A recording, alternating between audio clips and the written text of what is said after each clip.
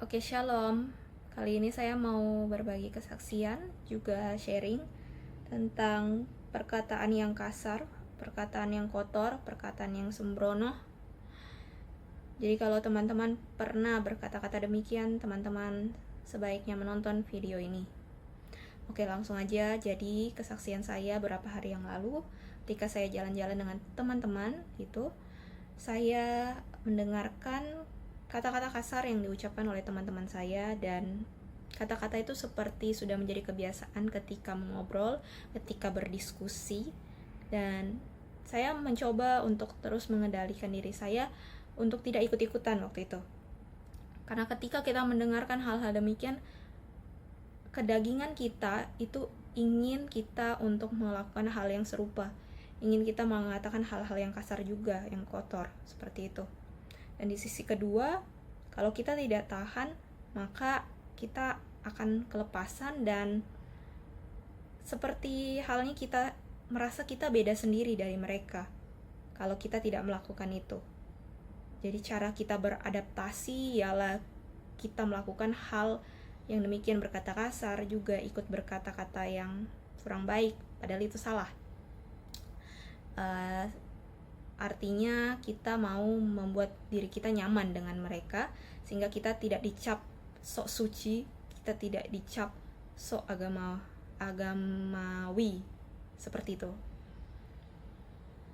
Oke, jadi waktu itu saya bertahan untuk tidak kelepasan gitu, mengendalikan mulut saya. Tetapi semakin lama saya mendengarkan kata-kata umpatan itu, waktu itu emosi saya sempat kelepasan. Jadi ketika saya berkata, maksudnya ketika saya ngobrol dengan salah satu teman saya, tiba-tiba ngomong dengan suara yang agak keras, lebih keras lagi, dan suara yang terkesan menekankan, seperti saya berkata sambil kebawa emosi.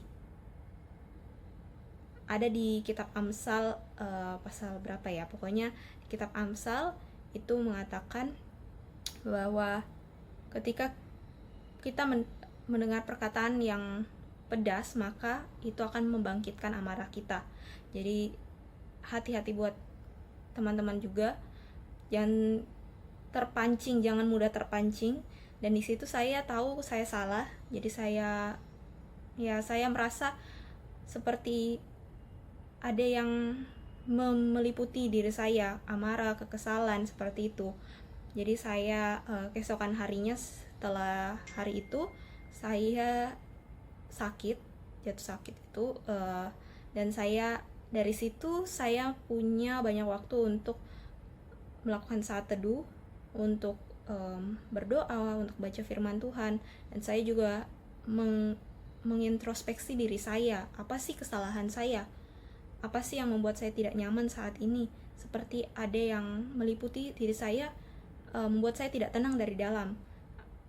Kata hati nurani saya itu seperti, kamu telah melakukan salah, tapi apa? Jadi saya introspeksi diri, saya ingat-ingat lagi, dan ya saya memang masih diliputi oleh kekesalan. Jadi saya waktu itu berdoa, saya minta ampun pada Tuhan, saya mohon Tuhan tolong redakan emosi saya, redakan kekesalan saya gitu. Dan puji Tuhan akhirnya saya sadar dan saya sudah tidak emosi lagi. Dan ya, Tuhan bisa menggunakan waktu kita ketika kita sakit atau ketika kita sedih untuk mengubah diri kita, mentransformasikan hidup kita dari yang buruk menjadi yang baik, begitu. Jadi puji Tuhan. Jadi kali ini saya mendapatkan pesan bahwa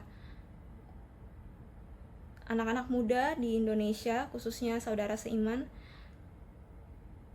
stop buat melakukan atau mengatakan perkataan kotor, perkataan kasar, perkataan sembrono.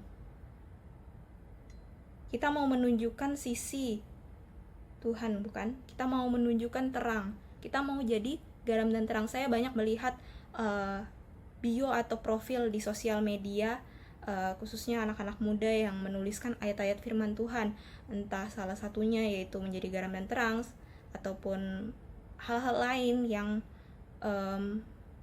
tentang hal-hal yang membuat kasih atau kebaikan, tetapi apakah kita betul-betul melakukan itu dalam hidup kita?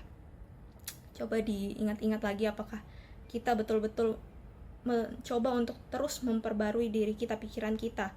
Ini saya katakan sekali lagi, tolong stop, tolong berhenti, tolong ubah pikiran saudara, tolong ubah perkataan saudara untuk tidak berkata kasar lagi, berkata kotor, berkata jorok. Kalau saudara masih belum paham apa maksud kata-kata kotor itu, kata-kata jorok itu, silakan ketik di internet, cari sendiri kata umpatan, kata serapah, kata kasar, kata kotor, dan sebagainya. Dan saya percaya teman-teman paham dengan apa yang saya maksud, baik itu kata-kata daerah, kata-kata bahasa Indonesia, atau kata-kata bahasa Inggris. Dalam Efesus pasal 4 ayat 29 dan Efesus 5 ayat 4, saya mau sharing Efesus 4 ayat 29. Janganlah ada perkataan kotor keluar dari mulutmu, tetapi pakailah perkataan yang baik untuk membangun, di mana perlu, supaya mereka yang mendengarnya beroleh kasih karunia. Ketika kita punya teman yang berkata kasar, berkata kotor, maka jangan ikut-ikutan. Sebaliknya kita tunjukkan dengan perkataan yang baik, perkataan yang membangun, yang tidak menggerakkan amarah kita masing-masing, begitu. Jadi kalau ada teman yang berkata demikian, ya jangan dibalas, gitu.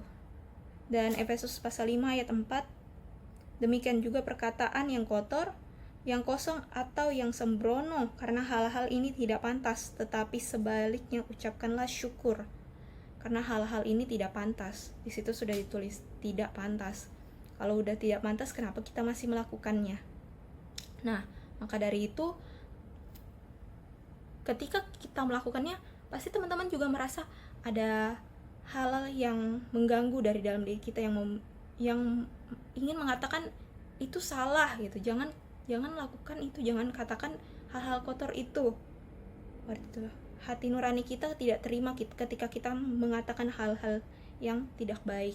Demikian. Jadi kalau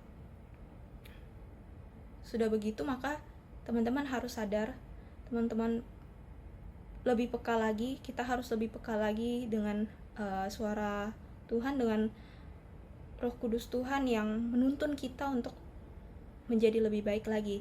Kalau kita tetap saja ngomong kata-kata kasar, itu artinya kita tidak mendengarkan suara Tuhan, kita tidak mau diubahkan pikiran kita, perkataan kita. Karena kita hidup masih dalam kedagingan ini, masih dalam tubuh yang fana ini, tetapi kita sudah punya roh yang hidup di dalam Tuhan. Dalam tubuh yang fana ini kita punya roh yang hidup, yang sudah diubahkan oleh Tuhan. Jadi kalau teman-teman di luar sana masih mengalami pergumulan dengan hal yang seperti ini, teman-teman harus kuat. Teman-teman tahu teman-teman sudah miliki roh yang sudah diubahkan oleh Tuhan, roh yang hidup di dalam tubuh yang fana ini. Maka usahakanlah untuk terus menggerakkan roh yang hidup itu, yang lebih besar harusnya daripada kedagingan ini. Jangan mau dikalahkan oleh kedagingan kita, oleh tubuh yang fana ini yang ingin mengatakan, yang ingin kita untuk mengatakan hal-hal yang kotor. Seperti itu. Berubahlah oleh pembaharuan budimu, dan tetaplah mengucap syukur, tetaplah berkata yang benar, berkata yang baik, karena itulah kasih. Jangan hanya baca firman Tuhan, oke, sudah, tapi tidak betul-betul mau merenungkan, tidak betul-betul mau memahami dan mau diubahkan dalam kelakuan kita sehari-hari. Itu aja dari saya. Thank you yang sudah nonton video ini. Bergeraklah generasi muda, geraklah supaya nama Tuhan dimuliakan. Amin. Through it all, my eyes are on you, and it is well with me.